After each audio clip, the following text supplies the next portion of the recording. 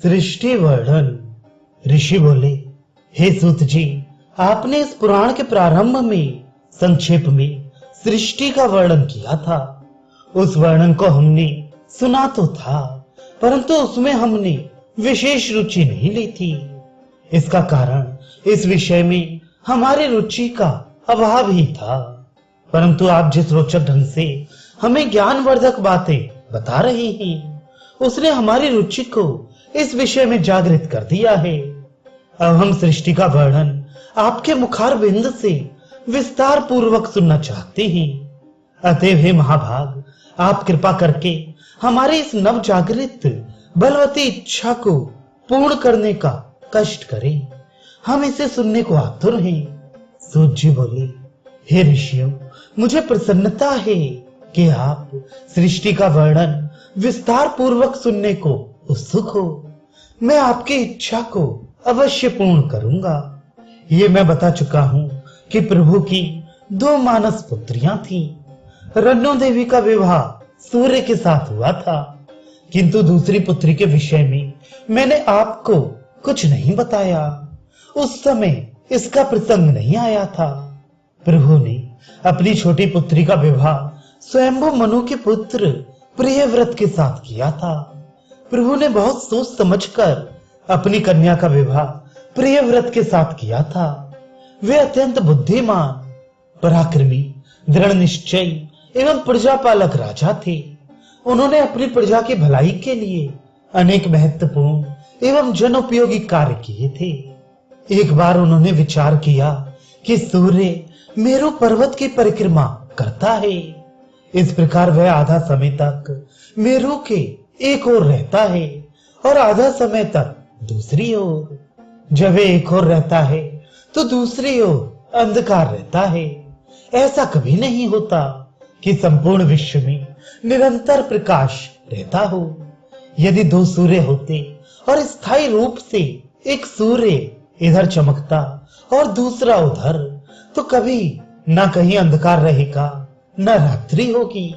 ऐसा विचार कर प्रियव्रत ने सूर्य के रथ जैसा तीव्र गति वाला हजारों सूर्यों की कांति से युक्त रथ तैयार कराया। फिर उन्होंने एक दिन तीव्र गति से सूर्य के रथ का पीछा करके परिक्रमा के मार्ग का अध्ययन किया। इसके पश्चात उन्होंने सूर्य के रथ के पीछे पीछे अपना रथ इस प्रकार चलाना आरंभ किया कि वे दोनों एक दूसरे से इतने अंतर पर रहे कि पृथ्वी पर दोनों ओर एक ना एक रथ अवश्य रहे।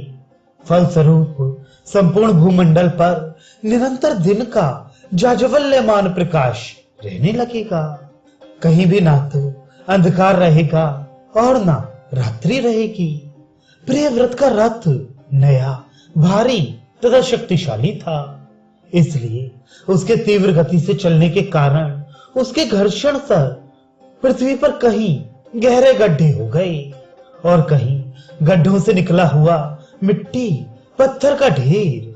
इनमें से 7 स्थल ऐसे थे जहां बहुत गहरे गड्ढे हुए थे। कुछ समय पश्चात उनमें पानी भर गया। वे महासागर के नाम से विख्यात हुए। गड्ढों के निकट जो मिट्टी जमा हो गई, उससे महाद्वीप बन गई। महाद्वीप भी 7 थे। जो मिट्टी पत्थर के ढेर बहुत ऊंचे हो गए, वे पर्वत कहलाए। इस प्रकार महासागरों, महाद्वीपों एवं पर्वतों की सृष्टि हुई।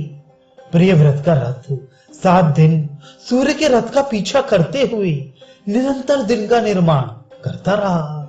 इसके फलस्वरूप जब रात्रि होना बंद हो गया तो प्राणियों को बड़ी असुविधा हुई। वे रात्रि को अपनी दिनचर्या समाप्त करके विश्राम कर लिया करते थे। अब दिन होने के कारण उन्हें निरंतर काम करना पड़ता था। इससे उनका स्वास्थ्य गिरने लगा।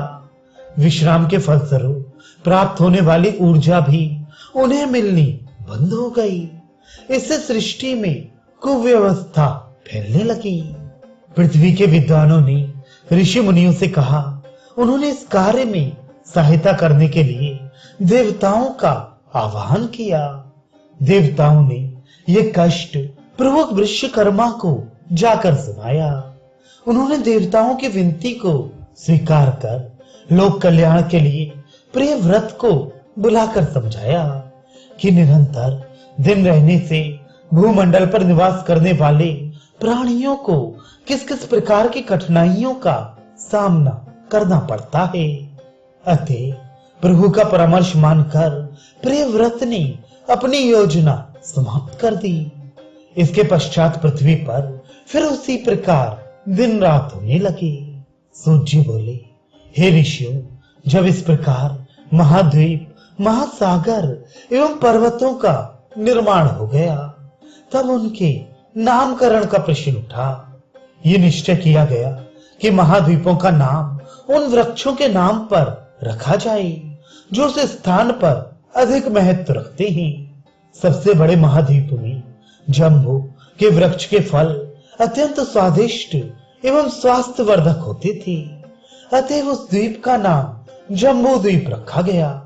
इसका क्षेत्रफल 4 लाख कोस का है। इसकी आकृति गोल है। इस महाद्वीप को 9 खंडों में बांटा गया है। प्रत्येक खंड का विस्तार 9000 कोस का है। प्रत्येक 2 खंडों के बीच में विभाजकों के रूप में एक एक पर्वत रखा गया है। इन खंडों के मध्य में इलाव्रत नामक खंड है, जिसमें मेरु पर्वत स्थित है। मेरु के चारों ओर, चारों दिशाओं में मंदर, मेरु मंदर, सुपार्श्व एवं कुमुद नाम के 4 विशाल पर्वत हैं। इन चारों पर्वतों पर क्रमशः आम, जामुन, कदम्ब एवं वट के बड़े बड़े वृक्ष हैं। इसमें ऐसे श्रेष्ठ एवं अभूतपूर्व निर्जन हैं, जिनमें निरंतर दूध, मधु, गन्ने का रस तथा शुद्ध जल बहता है। इन चारों पर्वतों पर उत्तम उपवन भी है, जिनके नाम है नंदन, चैत्ररथ, विभ्राजक एवं सर्वतोभद्र। मेरु पर्वत एक अत्यंत विशाल पर्वत है। इसके मूल में चारों ओर 19 पर्वत हैं, जिनके नाम है कुरम, कुरर, कुसुम्भ, वंकरु, त्रिकूट, शिशिर, पतंग, रुचक, निषद, श्रीनिवास, कपिल, शंख, वैधुर्य, जारुधि, हंस, ऋषभ, नाग, कालंजर तथा नारद। मेरु की चारों दिशाओं में भी पर्वत हैं। उत्तर दिशा में मकर तथा त्रिशुंग है। पूर्व दिशा में जठर तथा देवकूट है। दक्षिण में कैलाश एवं कलवीर है तथा पश्चिम में पवन एवं पारयाग है। इस प्रकार मेरु के चारों ओर कुल 8 पर्वत है। इस श्रेष्ठ मेरु पर्वत पर 40,000 कोस के विस्तार वाला सुंदर स्वर्ण निर्मित नगर है, जिसे विश्वकर्मा ने ब्रह्मा जी को अपना निवास बनाने के लिए सौंप दिया। इस महानगर के चारों ओर प्रभु की प्रेरणा से 8 दिशाओं में 10-10 हजार कोस के विस्तार वाले 8 नगर बसाए गए। ये नगर 8 दिक्पालों इंद्र, अग्नि, यम, निकृति, वरुण, वायु, कुबेर तथा ईशान को सौंप दिए गए, जिन्होंने क्रमशः उन्हें अपने अपने निवास स्थान बनाए। ब्रह्मा जी के विशाल नगर का नाम मनोवती रखा गया। विभिन्न दिक्पालों के नगरों के भी नामकरण किए गए, जो इस प्रकार थे। इंद्र का नगर अमरावती, यम का संयम, अग्नि का तेजोवती, निकृति का कृष्णांगना, वरुण का श्रद्धावती, वायु का गंधवती, कुबेर का महोदया तथा ईशान का नगर यशोवती कहलाई। जिस दिशा में जो दिक्पाल था, उसी दिशा में उसके नगर का निर्माण किया गया। अर्थात इंद्र का पूर्व में, अग्नि का आग्नेय कोण में, यम का दक्षिण में, निकृति का नैऋत्य में, वरुण का पश्चिम में, वायु का वायव्य में, कुबेर का उत्तर में तथा ईशान का ईशान दिशा में। इन समस्त देवताओं को अपने अपने नगर में रहकर संसार की रक्षा का तथा प्रभु द्वारा अन्य महत्वपूर्ण कार्य सौंपे गए, जिनका वे निष्ठा पूर्वक पालन करते हैं। मेरु पर्वत के चारों ओर इलाव्रत है, जो चारों ओर से समुद्रों द्वारा घिरा है। जम्बू द्वीप से आगे चलकर पिलक्ष द्वीप आता है। इसका क्षेत्रफल जम्बू द्वीप से दुगना है। जम्बू द्वीप के चारों ओर खारे पानी का समुद्र है। इसका नाम पिलक्ष द्वीप इसलिए पड़ा कि इसमें पिलक्ष अर्थात पलाश के बहुत बड़े बड़े वृक्ष हैं। इसके चारों ओर फैले हुए सागर का जल स्वादिष्ट एवं मीठा है। इस सागर के एक ओर विशाल शाल्म द्वीप है। इसको आवृत करने वाले सागर का जल मदरा जैसा है। इस द्वीप का नाम इस पर उगने वाले शाल्मली वृक्षों के कारण शाल्म द्वीप पड़ा। इसके निकट कुछ द्वीप है। इसमें दर्थ के पौधे अधिक मात्रा में पाई जाती हैं। इसके चारों ओर से घेरने वाले समुद्र का जल गिरत के समान है। इसके पास ही क्रौंच द्वीप है, जो दूधिया सागर से घिरा हुआ है। इस द्वीप का नामकरण वृक्षों के कारण न होकर इसमें स्थित क्रौंच नामक पर्वत के कारण है। इससे कुछ हटकर शाक द्वीप है, जिसके चारों ओर दही का समुद्र है। इस द्वीप पर शाक नाम के वृक्ष बड़ी संख्या में मिलते हैं।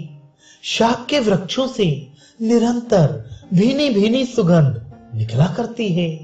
जितना विस्तार इन द्वीपों का है, लगभग उतना ही विस्तार उनके चारों ओर फैले समुद्रों का है। महाप्रतापी राजा प्रियव्रत ने इन सातों द्वीपों का राज्य अपने सातों पुत्रों को सौंप दिया। सातों पुत्र भी बड़े पराक्रमी एवं बुद्धिमान नरेश थे।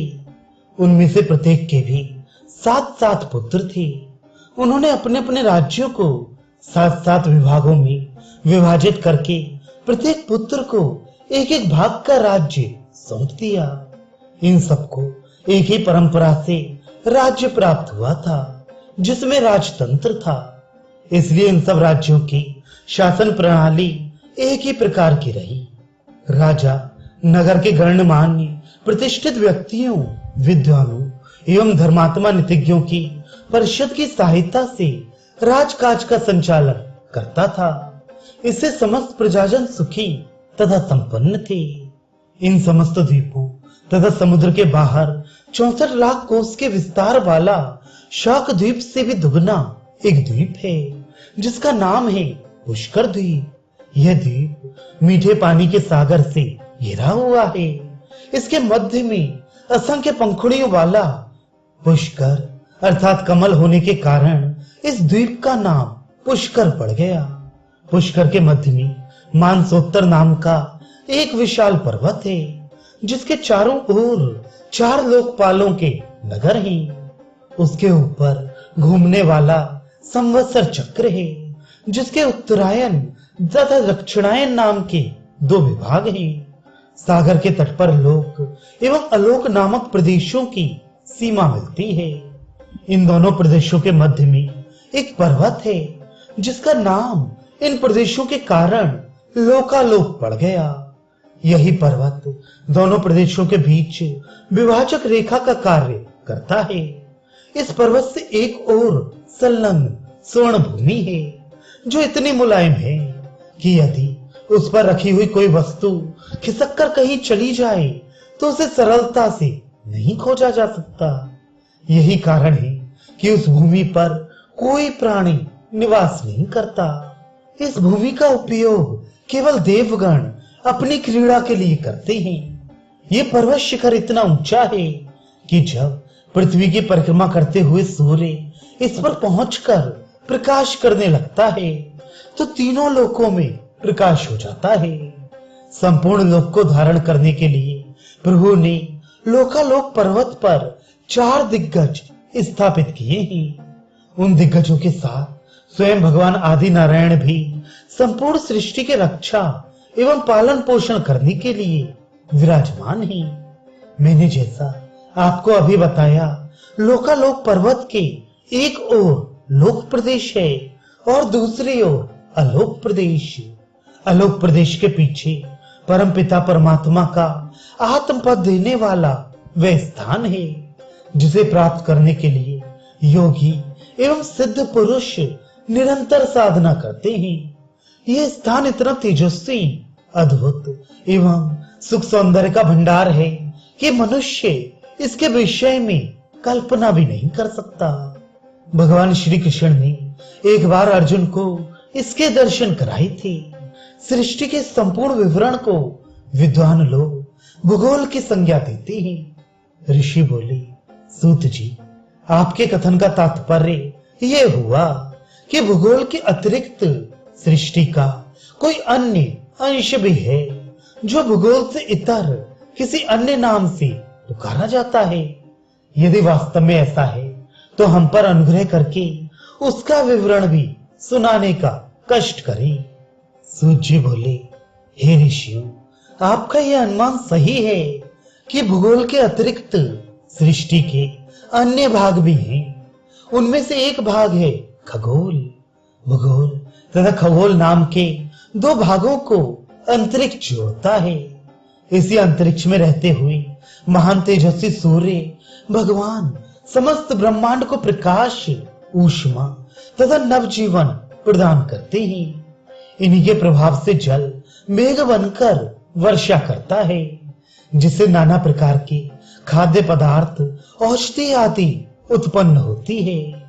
सूर्य 3 गतियों से भ्रमण करते हैं। उत्तरायण में तेज नाम की मंद गति से, दक्षिणायन में दक्षिणायन नाम की तीव्र गति से तथा संधि काल में वैश्यवर्त नाम की मध्यम गति से। इन गतियों के कारण ही दिनमान बढ़ता, घटता एवं समान रहता है। सूर्य मानसोत्तर को पार करके मेरु पर्वत की परिक्रमा करते हुए पूर्व दिशा से गतिमान होकर लोकपालों के नगरों को प्रकाशमान करते हैं। वे जिस नगर पर पहुंचकर प्रकाशित होते हैं, उस नगर में उस समय मध्याह्न काल होता है और उसके विपरीत दिशा में स्थित नगर में अर्धरात्रि होती है। उसके पहले के तीसरे नगर में सायंकाल तथा बाद के तीसरे नगर में प्रातः काल होता है। जो भाग मेरु पर्वत के शिखर पर स्थित है, उसमें सदैव मध्याह्न रहता है। वहां न प्रातः होता है न संध्या। सूर्य सदैव नक्षत्रों के सम्मुख गति करके मेरु पर्वत की दाहिनी ओर जाते हैं, जबकि ज्योतिष चक्र के अनुसार बाईं ओर। एक नगर से दूसरे नगर में पहुंचने में सूर्य देव को 7.5 घड़ी समय लगता है। इस प्रकार 8 नगरों को पार करने में 60 घड़ी लगती है। एक नगर से दूसरे नगर का अंतर 4,75,50,000 कोस है। पृथ्वी की परिक्रमा करने के पूर्ण समय को संवत्सर चक्र अथवा वर्ष कहा जाता है। इस चक्र के 12 अरे हैं। इन अरों को मास के नाम से पुकारा जाता है। चक्र के 6 पार्ट 6 ऋतुएं कहलाती हैं। 3 कुंडली वाली इस चक्र की गति के कारण 3 प्रमुख लौकिक ऋतुएं होती हैं, जो ग्रीष्म, वर्षा तथा शीत ऋतुएं कहलाती हैं।